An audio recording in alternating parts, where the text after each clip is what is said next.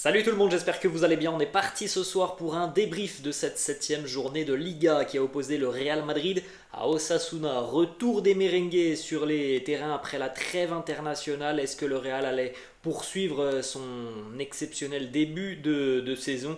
Eh bien non, le Real a perdu des points ce soir. Les premiers points perdus par les merengues depuis le début de saison. Score final un partout ce soir entre le Real et Osasuna. Il est vrai que la dynamique elle est complètement cassée. On l'a vu, je pense, les amis, tout au long de la rencontre.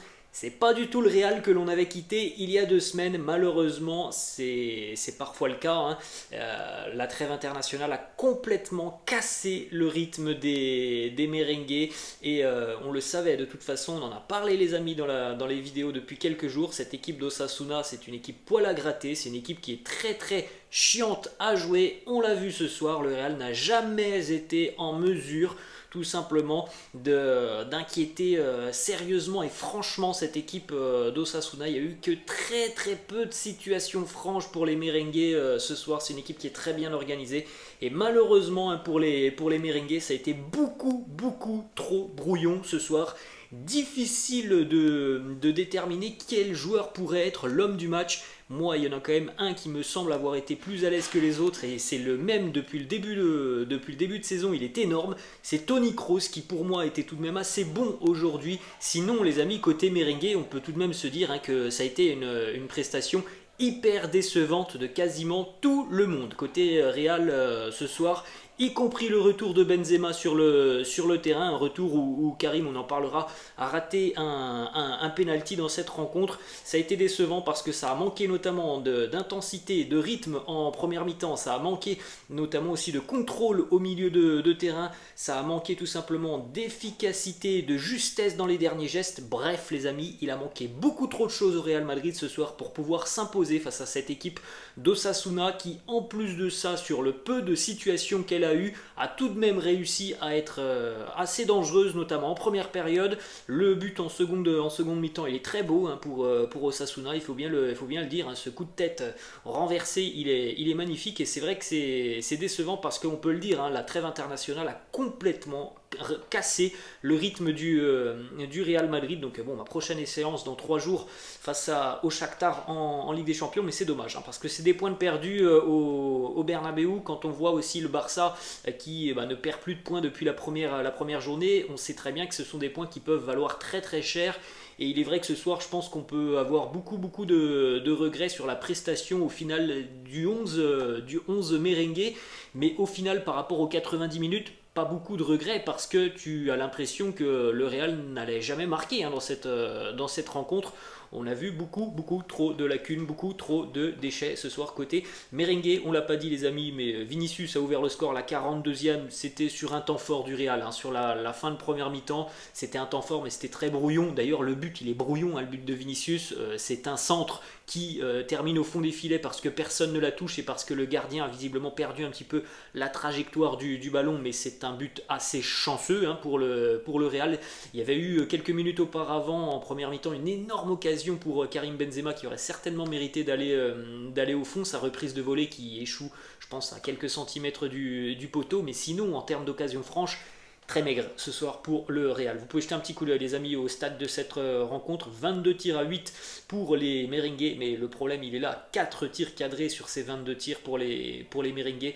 C'est beaucoup trop peu pour le Real, 64% de possession, 8 tirs à 2, 8 tirs pour Osasuna, 2 tirs cadrés pour une équipe qui a été assez entreprenante en première mi-temps, cette équipe d'Osasuna qui s'est créé pas mal de situations. Ils n'ont pas été efficaces en première mi-temps, mais ils viennent pas voler leurs points. Franchement, cette équipe d'Osasuna, ils ont été très cohérents et de toute façon les amis, on en avait parlé, hein, je vous avais dit, hein, c'est une équipe très difficile à jouer. Ben voilà, on l'a vu sur cette rencontre. On va évidemment, les amis, parler un petit peu des 11 joueurs merengues qui étaient sur le terrain. Andriy Lunin était dans les buts, les amis, puisque vous l'avez certainement appris dans le courant de la journée. J'en ai parlé sur mon compte Twitter en milieu d'après-midi. Thibaut Courtois était forfait pour cette rencontre et Thibaut Courtois sera vraisemblablement encore absent pendant une grosse dizaine, voire une quinzaine de jours. On espère qu'il sera de retour pour le Classico. Donc Lunin était dans les buts.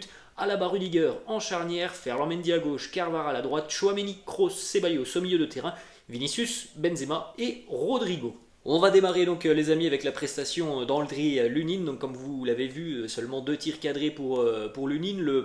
En première mi-temps, c'est une frappe lourde à l'entrée de la surface de réparation où il ne lâche pas le rebond. Et le deuxième, c'est le but. Et sincèrement, les amis, c'est très difficile de reprocher quelque chose à Andriy Lunin, tout simplement parce que le but est magnifique de Kike Garcia pour Osasuna, ce coup de tête en arrière à l'entrée de la surface de réparation qui vient lober Lunin. Alors peut-être que si c'est Courtois va dévier ce ballon parce qu'il me semble que Thibaut Courtois est un petit peu plus grand qu'Andriy Lunin, mais très difficile de reprocher quelque chose à Lunin sur ce but. Il a pas vraiment, il a anticipé le centre, mais il n'a pas franchement anticipé le centre, hein. Il sort pas à 5-6 mètres de son but. Donc voilà, tout simplement le but est magnifique pour Osasuna. Sinon la prestation de Lunin a été assez sérieuse, même si on voit évidemment qu'il est encore un petit peu hésitant parfois sur certaines sorties aériennes. Ce que l'on peut reprocher, on l'a pas dit les amis, mais encore une fois, pas de clean sheet pour le Real en Liga cette saison. Ça c'est aussi un point à comparer par rapport au Barça qui enchaîne les clean sheets. Pas de clean sheet une nouvelle fois pour le Real, et on peut le dire, hein, tout de même en première mi-temps la défense madrilène a été en grande difficulté. Alaba et Rudiger ont parfois été hésitants dans la surface de réparation, même s'il est vrai qu'il y a eu quelques interventions très intéressantes de Rudiger dans le domaine aérien. C'est pas forcément une charnière qui m'a aujourd'hui impressionné de sérénité, hein, cette charnière Alaba-Rudiger. En ce qui concerne les deux latéraux, on a vu un Dani Carvajal qui visiblement était peut-être un peu fatigué de cette trêve internationale.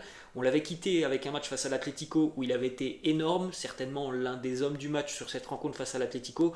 Beaucoup plus compliqué pour Carvajal aujourd'hui. En première mi-temps, c'était très dur aussi pour lui, notamment souvent parce qu'il était en 2 contre 1 et parce qu'il n'était pas forcément aidé par Dani Ceballos. Donc bref, match compliqué pour Dani Carvajal. Ferland Mendy a été assez entreprenant sur son côté. C'est l'une aussi des rares satisfactions merengue de cette soirée. Ferland Mendy très actif sur son côté, notamment sur le début de la première mi-temps. Mais il est vrai que l'arrière-garde madrilène ce soir, je l'ai trouvé tout de même assez fébrile, notamment en première mi-temps.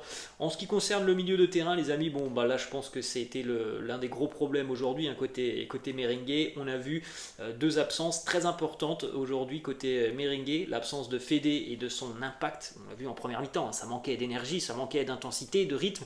L'absence de Fede sur cette rencontre, et aussi l'absence de la justesse et la qualité technique de Luka Modric, parce qu'aujourd'hui, voilà, hein, on a vu un Toni Kroos qui a pour moi été tout de même le meilleur merengue. Il a organisé, il a tenté d'écarter le plus possible, il a été très juste dans ses ballons, mais Toni Kroos, ce n'est pas Luka Modric, ce n'est pas lui qui va, en général les amis, ce n'est pas lui qui va aller faire cette dernière passe, qui va aller casser complètement une ligne. Toni Kroos, il va aller organiser, et il l'a bien fait aujourd'hui, mais voilà, il a manqué tout de même de coéquipiers à côté de lui qui prenaient leurs responsabilités. Dani Ceballos a été très discret aujourd'hui, justement c'est lui qui devait avoir le rôle de Luka Modric, d'aller casser des lignes, beaucoup trop peu en vue Dani Ceballos sur cette rencontre. Et Aurélien Tchouaméni, les amis, il faut le dire, moi j'hésite pas à le dire quand Tchouaméni est très très bon, il faut le dire aujourd'hui, Aurélien Tchouaméni a été mauvais. Voilà, je pense qu'on est tous d'accord. Beaucoup trop de ballons perdus par Tchouaméni. Il était peut-être aussi fatigué de cette trêve internationale.